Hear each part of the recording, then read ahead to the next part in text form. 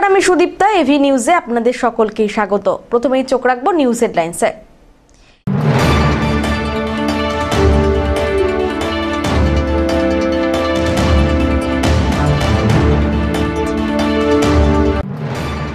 চা পাতার আড়ালে মাদক পাচার, 130 কেজি গাঁজা বাজেয়াপ্ত করল পুলিশ।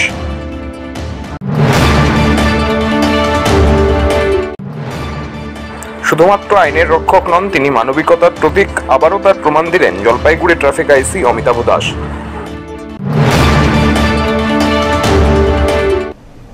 এবার আসছে বিস্তারিত সংবাদে।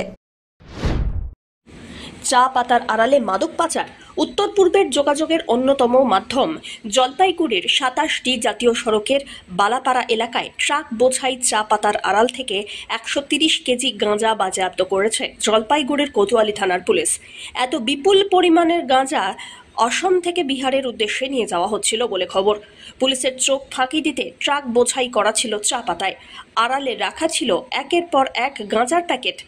এই ঘটনায় বিহারের বাসিন্দা এক পাচারকারীকে গ্রেপ্তার করেছে পুলিশ। তাকে জিজ্ঞাসাবাদ করে পাচার চক্রের শিকড়ে কারা আছে তা খোঁজার চেষ্টা চলছে।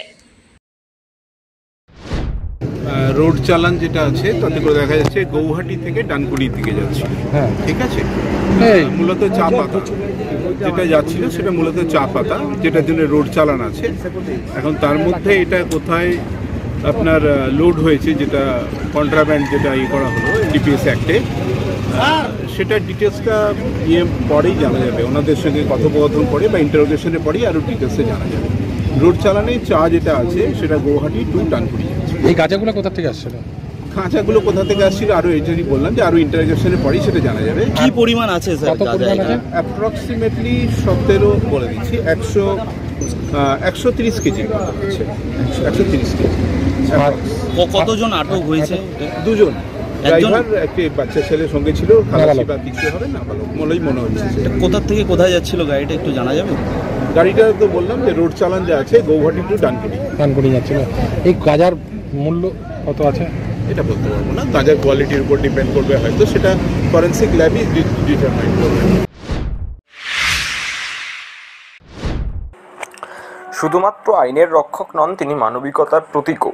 আবারও তার প্রমাণ দিলেন জলপাইগুড়ি ট্রাফিক আইসি অমিতাভ দাস। কর্তব্যের ফাঁকেও মানুষের পাশে দাঁড়াতে যে তিনি সর্বদা প্রস্তুত, সেই দৃষ্টান্তই গড়লেন। সোমবার দুপুরে হঠাৎই জলপাইগুড়ি ব্লাড ব্যাংক থেকে জরুরি বার্তা আসে, মুমূর্ষু অবস্থায় এক মহিলা রোগীর প্রয়োজন বিরল গ্রুপের রক্ত, বি নেগেটিভ। খবর পাওয়া মাত্রই আর দেরি করেননি আইসি। সরকারি দায়িত্ব সামলাতে সোজা চলে যান ব্লাড ব্যাংকে। সেখানে উপস্থিত হয়ে নিজের রক্তদান করেন তিনি। অমিতাভ দাস জানান, গত 1.5 বছরে ইতিমধ্যেই 4 বার রক্ত দিয়েছেন। আগামী 10ই সেপ্টেম্বর মুখ্যমন্ত্রী মমতা বন্দ্যোপাধ্যায় জলপাইগুড়ি সফরে আসছেন। সেই প্রস্তুতিতে শহরের ট্রাফিক ব্যবস্থা সামলাতে ব্যস্ত ছিলেন আইসি অমিতাভ দাস। কিন্তু ব্যস্ততার মাঝেও যখন খবর পেলেন, তখন নিজের দায়িত্বের পাশাপাশি মানবিক কর্তব্যকেও অগ্রাধিকার দিলেন তিনি। মাননীয় মুখ্যমন্ত্রীর আসন্ন জলপাইগুড়ি সফর উপলক্ষে আমাদের রাস্তাঘাট পরিদর্শন চলছিল আমাদের উপরতলা অফিসারদের সাথে। সেই সময় খবর পাই ব্লাড ব্যাংক থেকে, জলপাইগুড়ি জেলা ব্লাড ব্যাংক থেকে, যে গুড্ডি পাল নামে একটি মহিলা এখানকার এক বেসরকারি হসপিটালে ভর্তি আছে। তার অপারেশনের জন্য বিরল বি নেগেটিভ গ্রুপের রক্ত দরকার, খুব জরুরি ভিত্তিতে। খবর পেয়ে আমি ওই পরিদর্শন শেষ করেই সোজা জলপাইগুড়ি ব্লাড ব্যাংকে আসি এবং আমার রক্তদান করি। এ নিয়ে 1.5 বছরে আমি 4 বার করলাম। একটাই কথা বলার আছে, রক্ত মানুষ তৈরি করতে পারে না। সবাই এই রক্তদান আন্দোলনে এগিয়ে আসুন। যখন দরকার পড়বে সবাই সবারই পাশে দাঁড়ান, এটাই আমার আহ্বান। ধীমান রায়ের রিপোর্ট।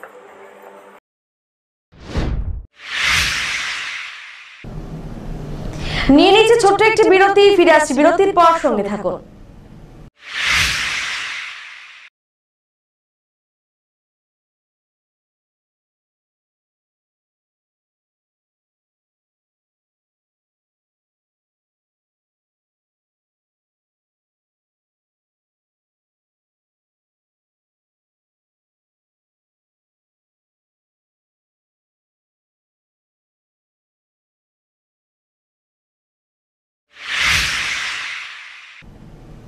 ফিরে এলাম বিরতির পর।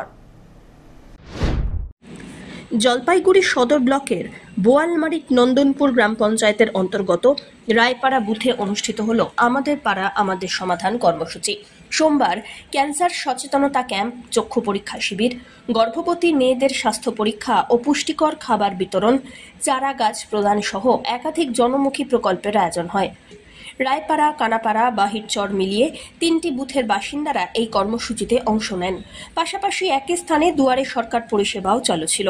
সদর বিডিও মিহির কর্মকার জানান, 3টি বুথের মানুষের সুবিধার্থেই আমাদের পাড়া আমাদের সমাধান ও দুয়ারে সরকার কর্মসূচির আয়োজন। অ্যাকচুয়ালি আমাদের পাড়া আমাদের সমাধান যে ক্যাম্পেইনগুলো হচ্ছে সেখানে আমরা চেষ্টা করছি যে আগে থেকে সেখানকার মানুষদের সঙ্গে কথা বলে এটা ঠিক করে নিতে যে ওখানকার মানুষ ওই সবার সঙ্গে আর কি চায়। যেমন আমি এখানে এসেছিলাম 3 দিন আগে, এখানকার মানুষদের সঙ্গে কথা বলেছিলাম এবং তখন ওনারা বলেছিলেন যে এখানে একটা ক্যান্সার অ্যাওয়ারনেস হয় এবং ওই যেখানে বসেছিলাম সেখানে একজন গর্ভবতী মহিলাও ছিলেন। তো তার বক্তব্য ছিল যে আমাদের তো চেক আপ করতে অনেক দূরে যেতে হয়। তো তখন আমি তখন চিন্তা করি যে আমাদের যে ব্লক স্বাস্থ্য আধিকারিক যিনি আছেন আমাদের মাননীয় প্রীতম বসু মহাশয়, ওনার সঙ্গে কথা বলে আমরা ঠিক করি যে এখানে গর্ভবতী মহিলা মাদের আমরা এখানে টেস্ট করাবো এবং ডাক্তারবাবু এখানে উপস্থিত আছেন, MBBS ডাক্তারবাবু, তার সঙ্গে এখানে নার্সরা, CHOরা প্রপার যেভাবে ট্রিটমেন্ট একটা স্বাস্থ্যকেন্দ্রে হয় ঠিক সেই রকম পদ্ধতিতে এখানে কিন্তু স্বাস্থ্য পরীক্ষা করা হচ্ছে, তার সঙ্গে কিছু পুষ্টিকর খাবার এবং তার সাথে একটা আমরা গাছ দেওয়ার ব্যবস্থা করছি। স্যার, কতজন গর্ভবতী মারা উপস্থিত ছিলেন? 18 জন 20 জন মতন মা এখানে এখনো পর্যন্ত উপস্থিত হয়েছে। অন্যদিকে জেলা পরিষদের সভাধিপতি কৃষ্ণা রায় বর্মন বলেন, সুন্দরভাবে পরিষেবা পৌঁছে দেওয়ার জন্যই এই বিশেষ উদ্যোগ। আমরা এখানে রায়পাড়ায় আসছি, নন্দনপুর বোয়ালমারি রায়পাড়াতে। এখানে আমাদের পাড়া আমাদের সমাধান ক্যাম্প চলছে, সেই ক্যাম্পে আজকে আমি উপস্থিত হয়েছি। এখানটায় ক্যাম্পের সাথে সাথে আমাদের দুয়ারের সরকারও এখানটায় প্রত্যেকটা প্রকল্প নিয়ে এখানটায় আছে। আমাদের বিডিও সাহেব, ডিএমও সাহেব এখানে সবাই উপস্থিত। মানে আমাদের এখানে ক্যান্সার নিয়ে, তারপরে বিভিন্ন চক্ষু শিবির, এগুলো আমাদের স্বাস্থ্য শিবির এখানটায় আছে। খুব সুন্দরভাবে সবার যোগদান এখানটায় আছে, সবাই আসছে এবং নিজের সমস্যা নিজের সমাধান। সব্যসাচী মজুমদারের রিপোর্ট।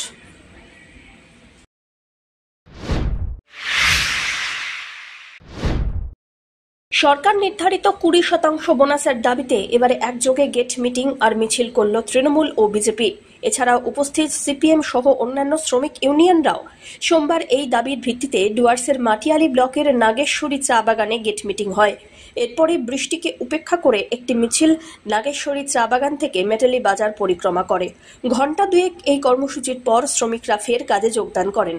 এদিন সকালে নাগেশ্বরী চা বাগানে তৃণমূল চা বাগান শ্রমিক ইউনিয়ন, ভারতীয় টি ওয়ার্কার্স ইউনিয়ন, চা বাগান মজদুর ইউনিয়ন, পশ্চিমবঙ্গ চা মজুর সমিতির তরফে এই কর্মসূচি পালিত হয়। উল্লেখ্য, নাগেশ্বরী চা বাগানটি মেরিকো ও সম্মেলন গোষ্ঠীর আওতাধীন। ইতিমধ্যেই বাগান মালিক কর্তৃপক্ষ 8.33% হারে বোনাস দেওয়ার আর্জি জানিয়ে শ্রম দপ্তরকে চিঠি দিয়েছে। আর এই খবর জানাজানি হতেই ক্ষোভ বাড়ে।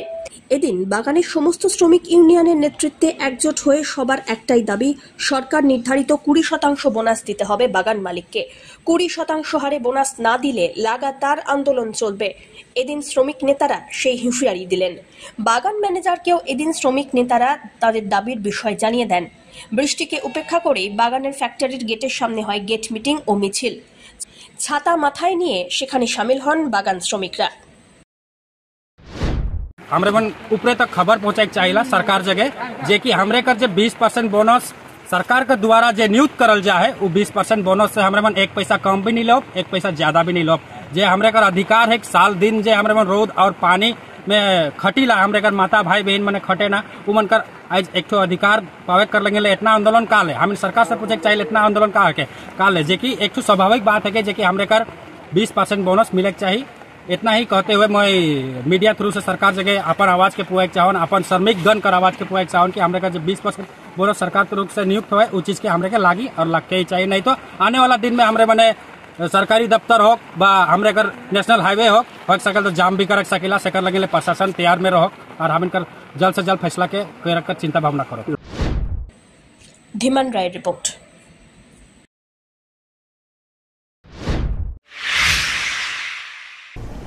শেষ করবার আগে নিউজ হেডলাইন্স আরো একবার।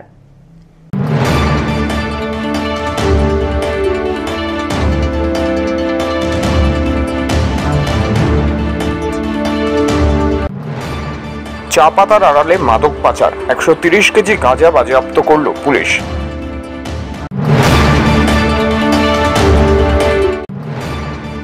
শুধুমাত্র আইনের রক্ষক নন, তিনি মানবিকতার প্রতীক, আবারও তার প্রমাণ দিলেন জলপাইগুড়ি ট্রাফিক আইসি অমিতাভ দাস।